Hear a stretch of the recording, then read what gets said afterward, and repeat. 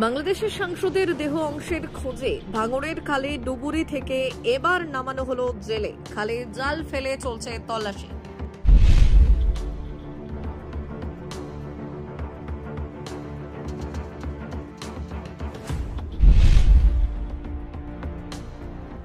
বাংলাদেশের সাংসদ আনোয়ারুল আজিমানার হত্যাকাণ্ডে কসাই জুবের ওরফে জিহাদ হাওলাদারকে বেঙ্গল এসটিএফ বনগাঁ সীমান্ত এলাকা থেকে গ্রেপ্তার করে সিআইডির হাতে তুলে দেয়।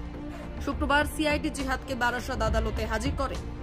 সিআইডি 14 দিনের হেফাজত চেয়েছিল, বিচারক 12 দিনের সিআইডি হেফাজত দেন। এরপর এই দিনই জিহাদকে নিয়ে সিআইডি বিপর্যয় মোকাবিলা দপ্তর ও পোলেরহাট থানার অন্তর্গত জিরেনগাছা, কৃষ্ণমাটি ও সাতুলিয়া বাগঝোলা খালপাড় এলাকায় নিয়ে আসে।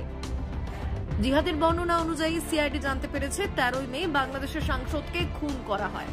তারপর 14ই মে একটি অ্যাপ ক্যাবে করে বাগজোলা খালপাড়ের জিরেনগাছা ও কৃষ্ণমাটি ব্রিজের কাছে নির্জন জায়গা দেখে রাতের অন্ধকারে প্লাস্টিক ব্যাগে ভর্তি মৃতদেহের টুকরো খালে ছুঁড়ে ফেলেছিল।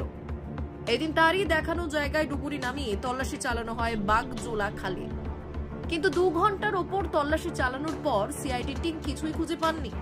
যেহেতু রাতের অন্ধকারে জিহাদের অপরিচিত ওই জায়গায় ঠিক কোথায় মৃতদেহের টুকরো ছুঁড়ে ফেলেছিল তা নির্দিষ্ট করে কিছু বলতে পারেননি। কখনো সে বলে বাঁশ গাছের পাশ দিয়ে ছুঁড়ে ফেলেছি, কখনো সে বলে জঙ্গলে দাঁড়িয়ে প্লাস্টিক প্যাকেট ছুঁড়ে ফেলেছি। দীর্ঘক্ষণের চেষ্টায় কিছু না পেয়ে সিআইডি টিম এই দিন ফিরে যায়।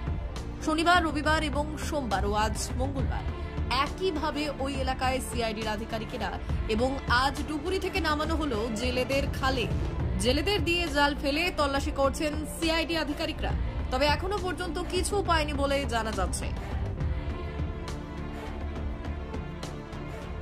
Bureau report, ICTV news Bangla.